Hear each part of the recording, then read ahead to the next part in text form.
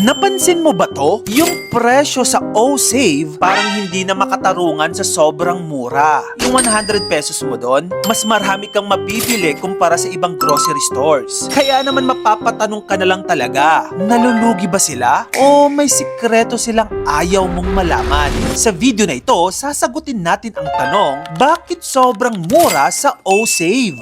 Ang O-Save ay tinatawag na hard discount supermarket. May pagkakahawig sila ng Dali Everyday Grocery, which is finiture ko na rin last video ko. Pero madami ang nag-request na gawan ko din ng O-Save, who wish granted. Kasi ang O-Save, hindi sila tulad ng SM o Pure Gold na sobrang daming choices ang ibinebenta. Instead, nag-focus lang sila sa mga essentials, pagkain, household items at personal care. At alam mo bang naitayo lang ang O-Save noong 2021 lang? Ang pinaka-interesting pa, partly owned sila ng Robinsons Retail na hawak din ng Gokongwei Group. Hopo, yung O-Save, ang may-ari niyan ay ang mayamang angkan ng mga Gokongwei na nagmamay-ari din ng Robinsons Mall at Robina Corporation. So hindi ito maliit na negosyo. Na-back-upan ito ng malalaking players sa retail industry. Kaya naman sigurado ako napapansin mo na mayat-mayang nagsusulputan na ang mga branches ng O-Save. Napakabilis ng expansion. As of 2026, may mahigit na 750 stores na sila sa buong Pilipinas. Grabe no, 5 years pa lang yan ha. Iba talaga pag may backing ng isang higanting korporasyon. Kung ikukumpara natin ang O-Save sa Dali, nasa 900 plus stores na sila. Take note, mas nauna lang ng halos isang taon ang Dali. Kaya kung tutusin, halos sabay lang sila sa laban. Pero yung pinaka-importanting tanong, bakit sobrang mura sa O-Save? Una, konti lang yung products nila. Hindi sila tulad ng ibang grocery na may 10 choices ng toothpaste. Sa O-Save, isang klaseng toothpaste lang. Ang resulta, mas malaking volume ang binibili nila at mas mura ang kuha nila sa mga suppliers. Pangalawang rason ay private label o sariling brand. Maraming products sa O-Save na sila mismo ang brand.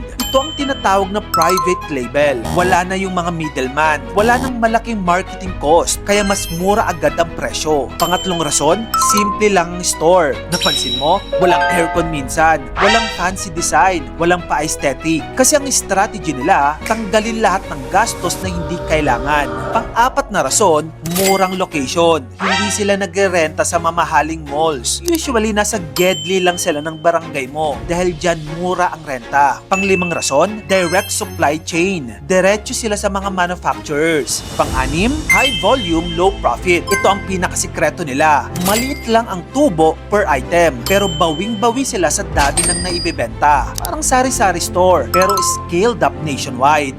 Tanong, magkano ang kinikita ng O-Save? Ito, medyo shocking. Ayon sa report ng Insider PH, umabot sa 13.6 billion pesos ang sales ng O-Save noong 2024. Pero ito ang mas nakakagulat. Hindi pa sila kumikita talaga. Hindi pa profitable ang negosyo hanggang ngayon. Ibig sabihin, willing silang gumastos ngayon para masakop ang market at lumaki pa in the future. Strategy talaga ito. Growth muna bago kita. Kaya kung iniisip mo bakit parang lugi sila, hindi, strategy yan. Sa business model na ito, ang murang presyo, ibig sabihin mas maraming customer. At ang mas maraming customer, mas malaking kita long term. Ikaw, nasubukan mo na bang bumili sa O-Save? Kung gusto mo pa na magayto pang klaseng content, dito lang yung sa channel ko kaya follow ka na. Mag-subscribe ka na rin sa aking YouTube channel. Yun lang, maraming salamat sa panonood mga kamagkano.